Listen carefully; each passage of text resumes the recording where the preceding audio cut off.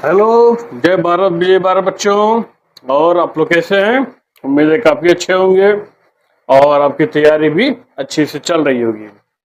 तो आज फिर एक नए टॉपिक के साथ मैं आया हूं और ये इस चैप्टर का नाम क्या है?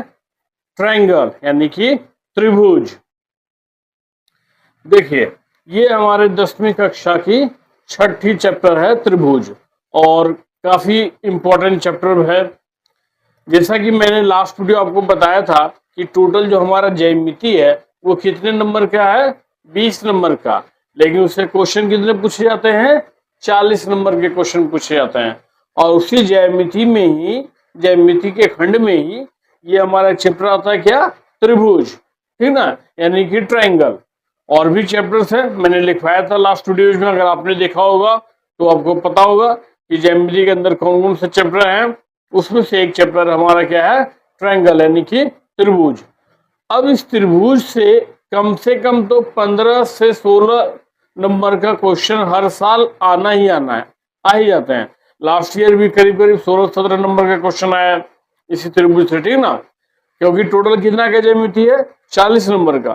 तो 40 में से इसका अपना हिस्सा 15, 16, 17 इस तरह से अक्सर आते हैं क्वेश्चन, ठीक ना। तो काफी अच्छा चैप्टर है, इंपॉर्टेंट है मार्क्स के व्यू से भी, और इसे हम पढ़ेंगे।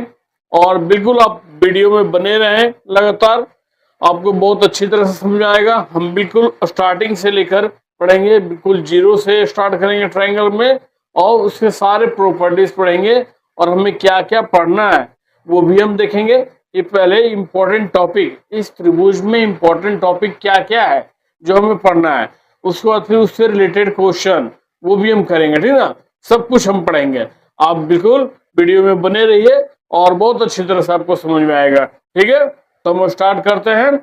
हमारा चैप्टर का नाम क्या है? त्रिभुज, यानी कि ट्रायंगल, ठीक है।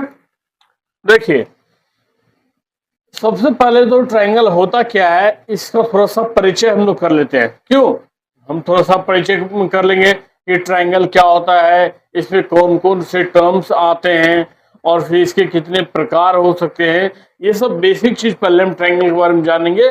उसको जो मेन टॉपिक हमारा 10th क्लास में पढ़ना है वो भी हम देखेंगे कि क्या क्या टॉपिक पढ़ना है। तो स्टार्टिंग करते हैं हम इसके बेसिक से, ठीक है ना। बिल्कुल आप अच्छी तरह से देखते रहिए और बहुत बढ़िया से समझ में आएगा, ठीक है। देखिए, ट्रायंगल जैसा कि हमें पता है, इसमें ट्रायंगल मीन्स क्या हुआ? ट्राई एंगल, मतलब कि 3 एंगल। ट्राई एंगल मतलब कि 3 एंगल, ठीक है। अगर हम इस आकृति को परिभाषित करना चाहेंगे तो क्या हो सकता है? यह एक क्या बहुभुज है ना, हम पहले भी पढ़ चुके हैं बहुभुज होता क्या है, ठीक है। ये भी क्या है? एक बंद आकृति है जिसमें 3 भुजाएं शामिल है। तो इस ट्रायंगल का परिभाषा क्या हो सकता है? बहुत सिंपल है, क्या? वह बंद आकृति, यानी वह बहुभुज जो 3 भुजाओं वाली हो, या फिर वह बंद आकृति जो 3 भुजाओं से बनी हो, उसे हम क्या कहते हैं? ट्रायंगल, ठीक है। यानी कि बहुभुज का एक प्रकार है जो जिसमें कि 3 भुजाएं होती हैं, उसे हम क्या कहते हैं? ट्रायंगल। अब देखिए, इसका हम कुछ नाम दे देंगे। इसमें कौन कौन से टर्म आते हैं ट्रायंगल में? देखिए, सबसे पहले क्या होता है? भुजा आएगा, ठीक है ना। भुजा नहीं समझना बच्चा लोग, भुजा है, ठीक है ना। पहला भुजा, दूसरा क्या आएगा? कोण, और तीसरा क्या आएगा? शीर्ष, ठीक है ना। ये 3 टर्म्स इसमें बहुत इंपॉर्टेंट है, ठीक है। अब किसी भी ट्रायंगल को परिभाषित करने के लिए हमें ये तीनों पता होना चाहिए, आखिर ये है क्या क्या चीज। तो देखिए, सबसे पहले हम देखते हैं भुजा, यानी इस त्रिभुज में, यानी कि ये जो हमारा बहुभुज है इसमें कौन कौन सी भुजाएं हैं। भुजा का नाम हम कैसे लिखते हैं? जैसे स्टार्ट अगर हम करना चाहेंगे ए से, तो ए बी हमारा प्रथम भुजा है, उसके बाद बी से सी, और फिर सी से ए, ठीक है ना। अब इसको हम उल्टा भी करके लिख सकते हैं, कोई फर्क नहीं पड़ता। हम बी ए भी लिख सकते हैं, सी बी भी लिख सकते हैं, और ए सी भी लिख सकते हैं। बट होता क्या है, हम एक ऑर्डर फॉलो करते हैं, चाहे तो हम इधर से ऐसे घूमेंगे या तो ऐसे घूमेंगे, किसी एक डायरेक्शन में घूमना है, ठीक है, क्लॉकवाइज या एंटी क्लॉकवाइज। तो जो नाम हम देते हैं, हम किस आधार पे घूम रहे हैं उसके अनुसार। अगर हम इस प्रकार से जाते हैं एंटी क्लॉकवाइज, यानी कि घड़ी के सुई के उल्टी दिशा में, तो हम उसका ए से अगर हम स्टार्ट करते हैं तो क्या होगा, ए बी, बी सी और सी ए, ये हमारा नाम हो जाएगा। अगर हम इधर से घूमना चाहेंगे तो क्या होगा, ए सी बी, बी ए, ठीक है, यानी इन सबका उल्टा हो जाएगा। तो इस प्रकार से हम भुजा का नाम लिख सकते हैं। अब आता है कोण। इसमें कोण कितने हैं, देखिए, एक कोण, दो कोण और तीन कोण, और इसी से नाम भी पड़ा है त्रिभुज, तीन भुजाओं वाला ट्राइंगल, जिससे तीन एंगल हो, ठीक है ना।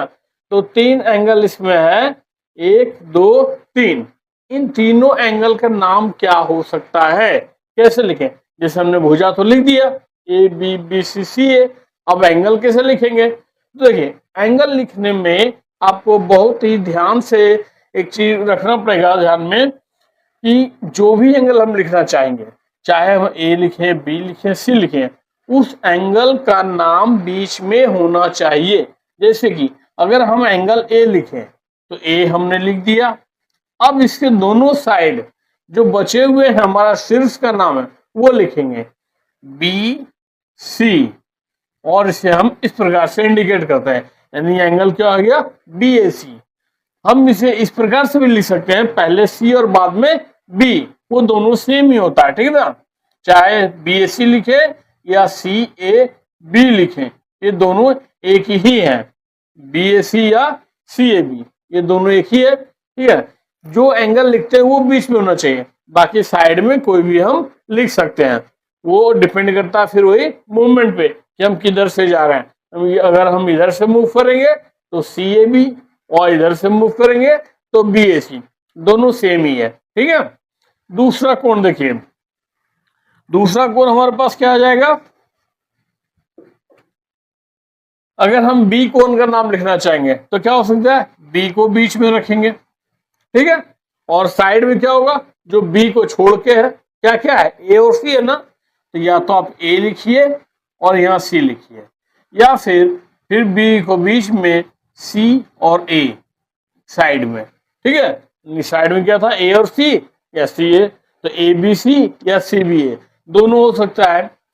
तीसरा कोण हमारा कौन सा है, सी, तो हम सी को बीच में लिखेंगे, और साइड में क्या हो जाएगा, जो दोनों बचे हुए शीर्ष क्या है, ए और बी, तो ए सी बी हो गया, या फिर बी सी ए। इस प्रकार से हम कोण को लिखते हैं, ठीक है। उम्मीद है आप लोग समझ में आ गया होगा कि कोण कैसे लिखा जाता है, इसमें कंफ्यूजन नहीं होना है। अगर हमें ए कोण को इंडिकेट करना है तो ए को बीच में रखेंगे, बाकी दोनों साइड उसके साइड में लिखेंगे, ठीक है ना। जैसे ए हो गया तो बाकी शीर्ष कौन सा बचा, बी और सी शीर्ष बचा, तो बी और सी को साइड में लिख देंगे, या फिर हम सी और बी को लिखेंगे। तो ये दोनों इस प्रकार से हम कोण को लिखते हैं। तो तीन कोण हो गया, इस प्रकार से हम तीनों कोणों को लिख लेते हैं। अब आता है हमारे पास शीर्ष। तो शीर्ष क्या है, यानी कि जो बिंदु है इसका, तो तीन बिंदु कौन कौन से हैं, ए बी और सी, यानी कि शीर्ष क्या होगा, ए बी और सी, ये तीनों शीर्ष हो गया, ठीक है। तो इस त्रिभुज का जो नामकरण होता है, जो इसमें टर्म्स है, वो हमने देख लिया। त्रिभुज में क्या क्या चीज होता है, एक तो उसका भुजा होता है, दूसरा उसका कोण होता है, और तीसरा क्या होता है, शीर्ष। तो ये हमने लिख लिया। इस प्रकार से भुजा, कोण और शीर्ष को इंडिकेट किया जाता है किसी भी त्रिभुज में। अगर हमें पी क्यू आर हो त्रिभुज, तो सारा टर्म क्या आएगा, पी क्यू आर के टर्म में। तो जो भी त्रिभुज का नाम होगा उसमें भुजा और कोण और शीर्ष को हम इस प्रकार से लिखते हैं। क्लियर है बच्चों, ठीक है। अगर कोई डाउट होगा तो आप कमेंट में जरूर लिख सकते हैं, ठीक है बच्चों। देखिए, हमने अभी तक ट्रायंगल का जो टर्म्स हैं वो हमने देख लिया, ठीक है। अब हम क्या देखते हैं कि ट्रायंगल का कितना टाइप्स होता है, उसे कैसे बांटा गया है, कितने प्रकार के त्रिभुज होते हैं, ठीक है ना। तो देखिए, ट्रायंगल को जो बांटा गया है, इसमें दो कैटेगरी है, दो आधार पे इसका बंटवारा हुआ है। पहला तो इसका क्या हो जाएगा, एंगल के बेसिस पे, यानी कि कोण के आधार पर। और दूसरा क्या होगा, भुजा के आधार पर। ठीक है, तो दो आधार हो गए इस ट्रायंगल को, यानी त्रिभुज को जो वर्गीकृत किया गया। कितने प्रकार के त्रिभुज होते हैं, उस त्रिभुज को बांटा गया कैसे, कोण के आधार पे और भुजा के आधार पे। तो देखिए, कोण के आधार पे जो इसका बंटवारा हुआ है वो तीन प्रकार का होता है। कौन कौन सा हो जाएगा, पहला न्यून कोण, दूसरा समकोण, और तीसरा अधिक कोण।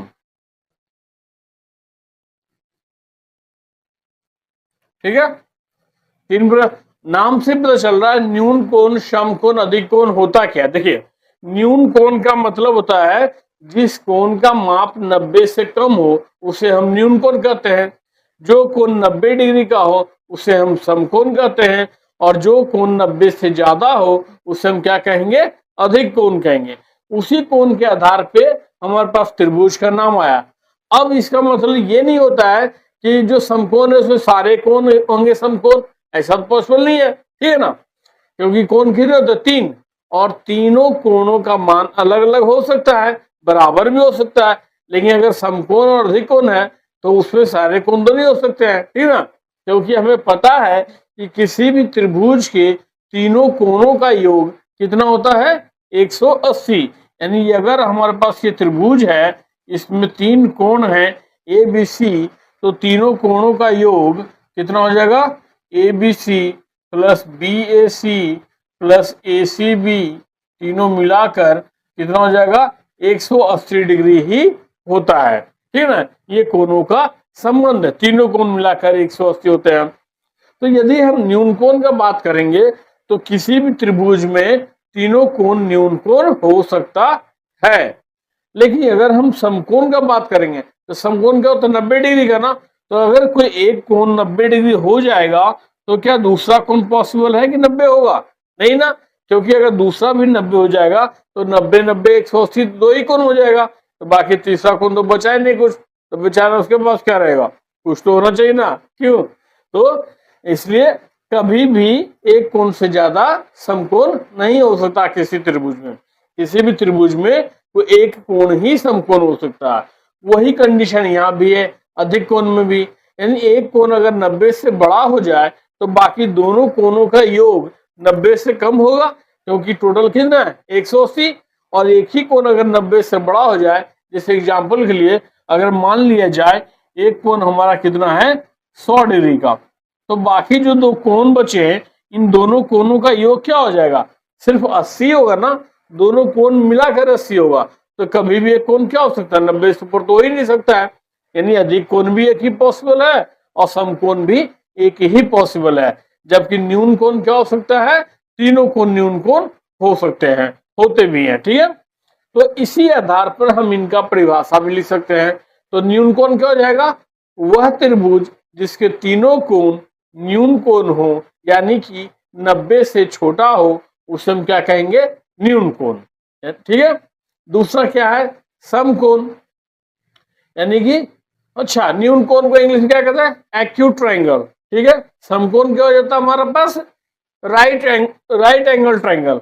और अधिक कोण क्या हो जाएगा, ऑब्ट्यूज ट्रायंगल। ठीक है ना, acute, obtuse and right angle triangle. ठीक है ना, तो इसका परिभाषा क्या होगा, वह त्रिभुज जिसके तीनों कोण 90 से छोटे हों। समकोण क्या होगा, वह त्रिभुज जिसके एक कोण 90 डिग्री का हो, बाकी दोनों कुछ भी हो सकते हैं। ठीक है, तो वह त्रिभुज जिसका एक कोण 90 डिग्री का हो उसे हम क्या कहेंगे, समकोण त्रिभुज।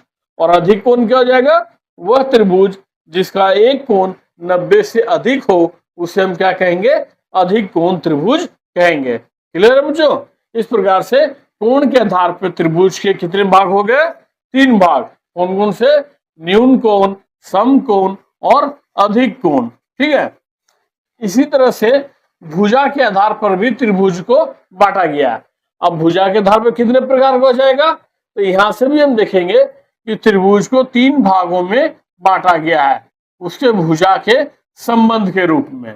पहला हमारा हो जाता है समबाहु त्रिभुज, ठीक है ना, यानी कि इक्विलैटरल ट्रायंगल। ठीक है, ये समबाहु त्रिभुज हो गया। नाम बड़ा खतरनाक लग रहा है, जैसे कि राक्षस का नाम है क्या, समबाहु त्रिभुज। उसके बाद क्या हो जाएगा, समद्विबाहु, समद्विबाहु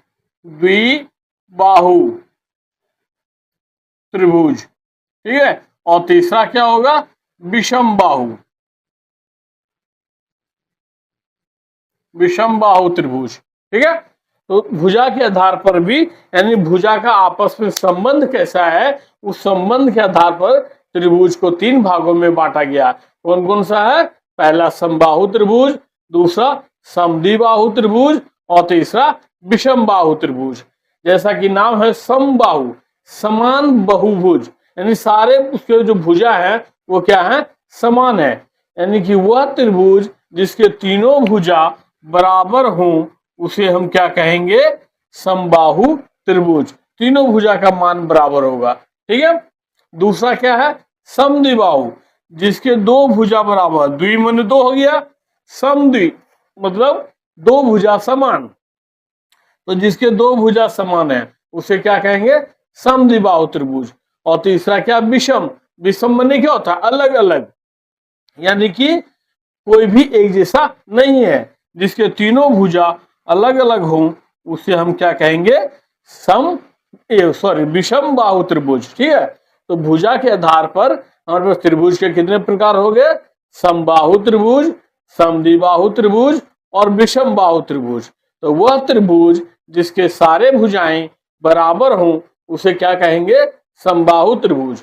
वह त्रिभुज जिसकी 2 भुजाएं बराबर हों उसे क्या कहेंगे, समद्विबाहु त्रिभुज। और जिसके तीनों भुजाएं अलग अलग हों उसे हम क्या कहेंगे, विषम बाहु त्रिभुज। ठीक है, जैसा कि हमने कोण में देखा था कि तीनों कोणों का योग कितना होता है, 180 डिग्री। वह कोण का आपस में एक संबंध है। ठीक है, अगर 3 कोण है, कोण ए, कोण बी और कोण सी, तो तीनों का मान कितना हो जाएगा, 180 डिग्री। उसी प्रकार से तीनों भुजाएं भी आपस में कुछ संबंध रखती हैं।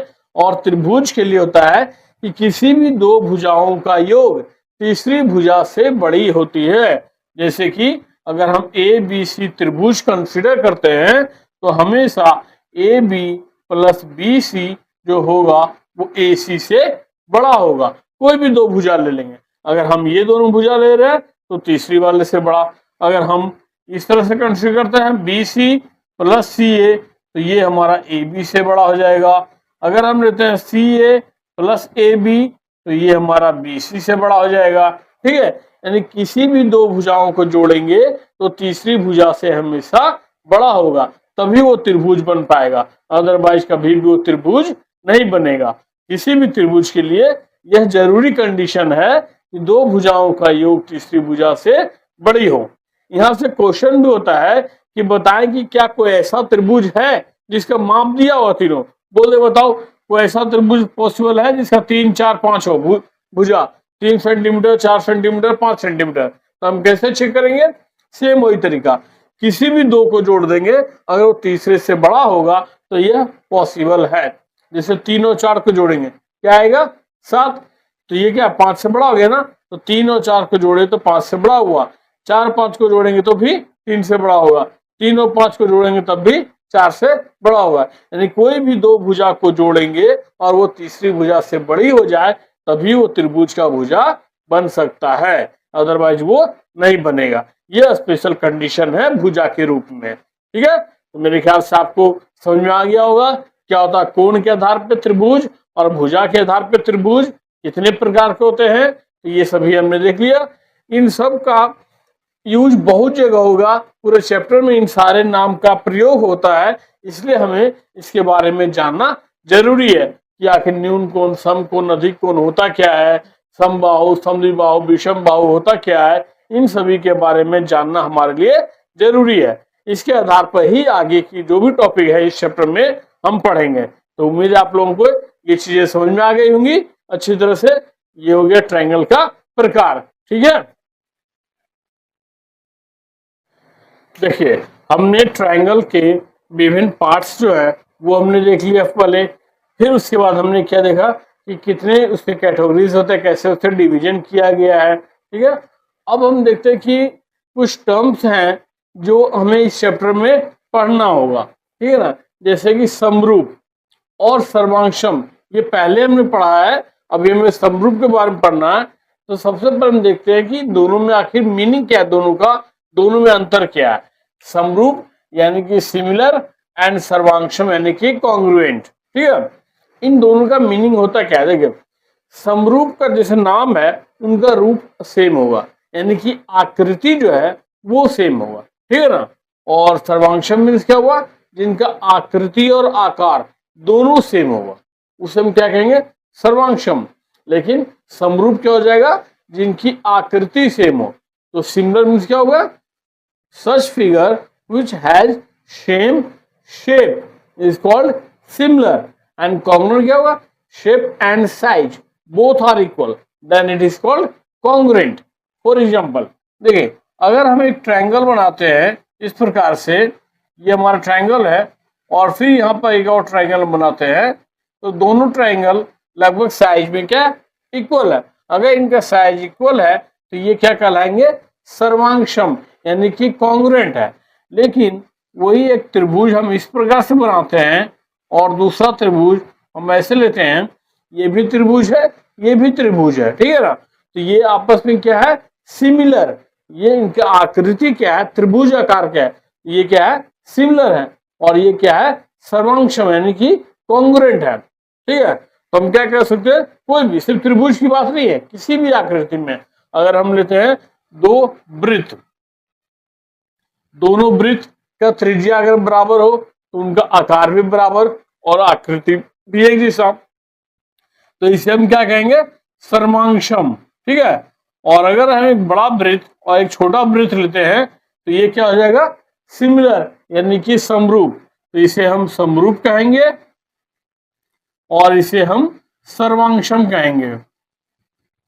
ठीक है, तो ये हमारा समरूप है, ये समरूप है, और ये क्या है, सर्वांशम है। ठीक है, यानी कोई भी दो आकृति, कोई भी दो वस्तु जिनकी आकृति एक जैसी हो उसे हम क्या कहेंगे, समरूप, और जिनकी आकृति और आकार दोनों एक जैसे हो उसे हम क्या कहेंगे, सर्वांशम यानी कि कॉन्ग्रुएंट। तो हमें इस चैप्टर में समरूपता के बारे में पढ़ना है, इसलिए हमें इन दोनों का डिफरेंस जानना जरूरी था, वो हमने बता दिया। ये समरूप क्या होता है, सर्वांशम क्या होगा। तो हमें मुख्य रूप से त्रिभुज के बारे में पढ़ना है। तो समरूप त्रिभुज क्या होगा, वह त्रिभुज जिनकी आकृति एक जैसी हो। तो इसमें फिर अलग अलग और केसेस है कि किस आधार पे दो त्रिभुज समरूप हो सकता है, यानी कि सिमिलर हो सकता है, वो सारा डिटेल्स हम चैप्टर में देखेंगे। ठीक है, क्योंकि सर्वांशम तो हमें पहले पढ़ना था, अभी हमें क्या पढ़ना है, समरूप पढ़ना है। ठीक है ना, तो हम वन बाय वन सारे चीज देखेंगे। अब इसके बाद हम देखते हैं कि आखिर इस चैप्टर में हमें कौन कौन से टॉपिक पढ़ने हैं, वो सारे टॉपिक हम एक जगह लिखते हैं, उसे देख लेंगे, फिर उस टॉपिक के अनुसार एक एक टॉपिक का डिस्कशन भी करते जाएंगे, और पूरा चैप्टर हम अच्छी तरह से करेंगे, और उससे संबंधित सारे क्वेश्चन भी हम हल करेंगे, जो उससे रिलेटेड क्वेश्चन होगा उसे भी हम हल करेंगे। तो आइए ध्यान से आप वीडियो में बने रहिए, हम देखते हैं। ठीक है, देखिए अभी हमने क्या क्या पढ़ा है, फिर से एक बार आपको रिपीट कर देता हूं। सबसे पहले हमने क्या पढ़ा, त्रिभुज से संबंधित कुछ टर्म्स, उसके भुजा, कोण इत्यादि। ठीक है ना, फिर हमने क्या पढ़ा, त्रिभुज के कितने प्रकार होते हैं, किस प्रकार से उन्हें बांटा गया है। उसके बाद हमने क्या पढ़ा कि आखिर जो दो त्रिभुज या दो अलग अलग प्रकार की आकृतियां होती हैं उनमें क्या संबंध हो सकता है, उन्हें क्या कहते हैं, यानी कि समरूपता और सर्वांशमता। ठीक है, सिमिलरिटी और कॉन्ग्रुएंसी। अब हमें जो इस चैप्टर में मेन टॉपिक पढ़ना है, उन सारे शब्दों का जो अभी हमने पढ़ा है, सारे टॉपिक जो हमने पढ़ा है उनका प्रयोग इस सारे चैप्टर में होगा, इसलिए हमें वो जानना जरूरी था। लेकिन मुख्य टॉपिक जो हमें इस चैप्टर में पढ़ना है वो देखिए क्या है। सबसे पहले आपको क्या पढ़ना है, समरूपता। ठीक है, जैसा कि अभी बताए कि समरूपता होता क्या है।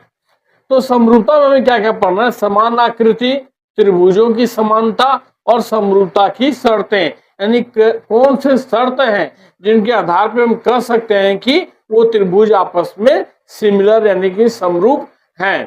ठीक है, ये टॉपिक हम देखेंगे, वन बाय वन सारे टॉपिक डिस्कस करेंगे और फिर उसके बाद आपको बहुत अच्छा से समझ आएगा और सारे क्वेश्चन भी हल होंगे और इन सभी से संबंधित प्रश्न भी हम करेंगे। ठीक है ना।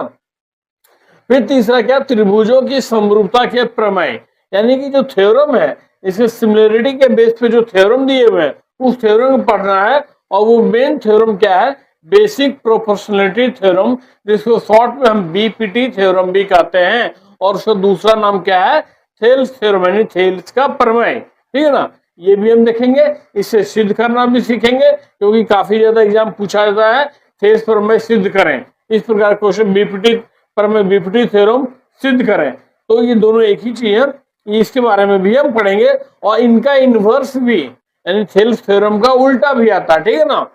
देखिए, इस चैप्टर में आपको मुख्य रूप से दो थ्योरम होगा, एक तो ये बीपीटी थ्योरम हो गया यानी कि थेल्स थ्योरम, और दूसरा होगा पाइथागोरस थ्योरम, जो कि हम पहले भी पढ़ते आए हैं, लेकिन अब हमें क्या करना है, वो सिद्ध करना है, वो सीखना है कि आखिर वो होता कैसे है। तो पाइथागोरस प्रमेय भी हमें पढ़ना है और उसका फिर विपरीत भी पढ़ना है। ठीक है ना, और फिर उनका प्रयोग भी पढ़ना है। तो दो थ्योरम इस चैप्टर में इंपॉर्टेंट है, बीपीटी थ्योरम और पाइथागोरस थ्योरम, यानी कि थेल्स थ्योरम और पाइथागोरस थ्योरम। नेक्स्ट टॉपिक क्या देखें हमारा, समरूप त्रिभुज में संगत भुजाओं का अनुपात और संगत कोणों की समानता, यानी कि जो हमारा दो त्रिभुज दिए हुए हैं वो अगर समरूप हैं तो उनके जो भुजा हैं आखिर उनके बीच में क्या संबंध होगा, उनके जो कोण है उनके बीच में क्या संबंध होगा, तो उसके बारे में हमें पढ़ना है। तीसरा, समरूपता से जुड़े प्रमेय, यानी जो समरूप हमने सिद्ध किया, यानी जो बीपीटी थ्योरम हमने सिद्ध किया, इसी से संबंधित यानी इसका जो रिजल्ट है उस रिजल्ट के आधार पे कुछ और प्रमेय हैं जो इन पे निर्भर करते हैं, जैसे कि भुजाओं का अनुपात, माध्यिका का अनुपात, कोण द्विभाजक का अनुपात, आधार की ऊंचाई का अनुपात, इन सारे के संबंध, इनके आपस में जो संबंध है उसके बारे में हम इसमें पढ़ेंगे और इससे संबंधित प्रश्न भी करेंगे। अगला क्या है, पाइथागोरस प्रमेय, यानी ये बता ही दिया हमने कि इसे सिद्ध करना सीखेंगे और फिर इसका प्रयोग करेंगे और उसके क्वेश्चन करेंगे इससे संबंधित। अगला क्या है, समरूपता के प्रयोग से ऊंचाई क्षेत्रफल ज्ञात करना, यानी जो हम समरूपता इसमें सिद्ध की है, दो त्रिभुज अगर समरूप हैं तो उनका क्षेत्रफल और उनकी ऊंचाई के भी आपस में संबंध होंगे, तो उसी मतलब जो प्रयोग है समरूपता के प्रयोग करते हुए हम उनका ऊंचाई और क्षेत्रफल ज्ञात करेंगे। तो ये सारे टॉपिक हैं जो हमें वन बाय वन सारे डिस्कस करने हैं और हमें पढ़ने हैं, फिर इनसे संबंधित प्रश्न करेंगे। आपको पूरे चैप्टर में बस इतना ही चीज पढ़ना है। आपको देखिए, ये टॉपिक अगर दिमाग में रहता है कि हमें ये चीज पढ़ने हैं तो क्या होता है, किसी भी चैप्टर को खत्म करना आसान होता है। तो हमें लगता है कि चलो हमने ये टॉपिक कर लिया, इतना टॉपिक कर लिया, तो हमारा क्या चैप्टर खत्म हो गया। ठीक है ना। तो इसमें वन बाय वन हम सारे टॉपिक को डिस्कस करेंगे।